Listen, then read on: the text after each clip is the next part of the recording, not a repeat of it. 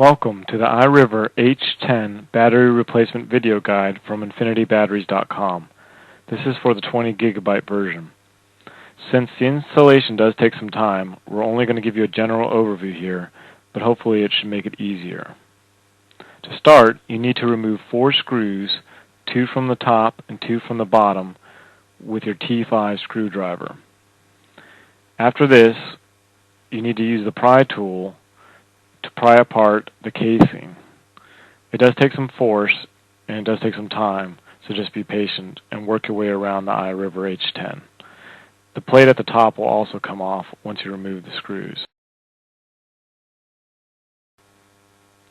As you can see, the back half of the casing will come completely off and you can set it aside. You'll actually be able to see the battery at this point. It's glued down pretty good, so using your pry tool, gently pry it up underneath until you get it unstuck.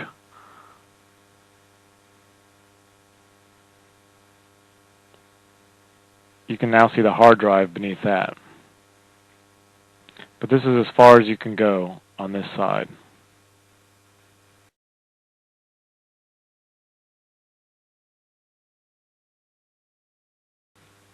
Since we can't get access to the battery plug at this point, just lightly stick it down again and now separate the 2 halves.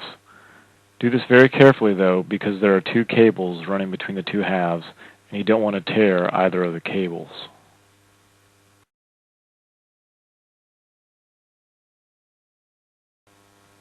The first thing you're going to need to do is to unplug the 2 ribbon cables, at least on one side. There are latches holding down the ribbon cables that you have to flip up in order to pull the cables out.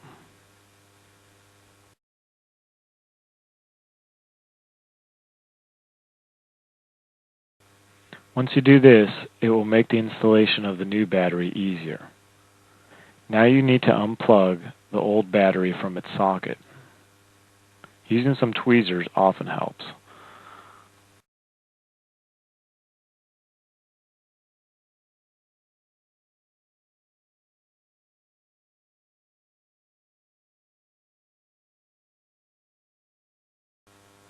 Once it's unplugged, slide it underneath the black wire on top of it so that it's free.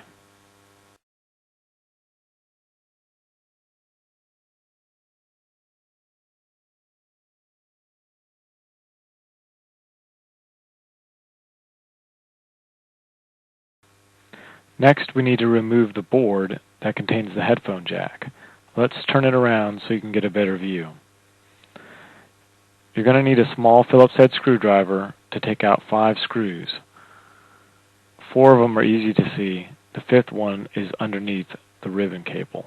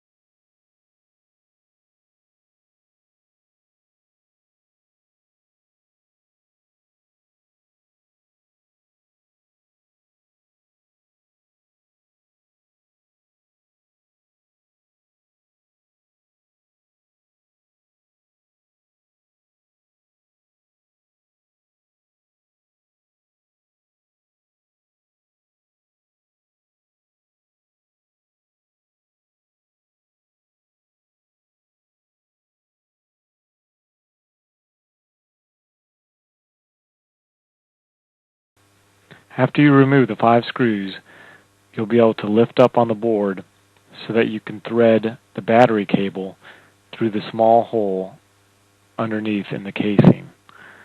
Note you don't need to take the board completely out, just lift it up enough so that you can slide the battery cable through.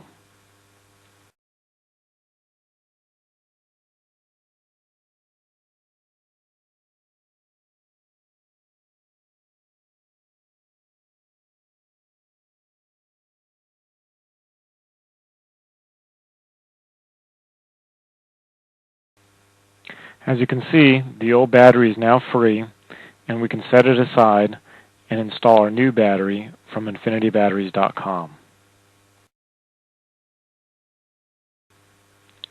Simply thread the new battery cable back up through the hole and keep it to the left so that you can put the board back down. Finally, plug the new battery in and then put the iRiver H10 back together again in reverse. Thank you for watching this video, and please remember infinitybatteries.com for all your battery needs.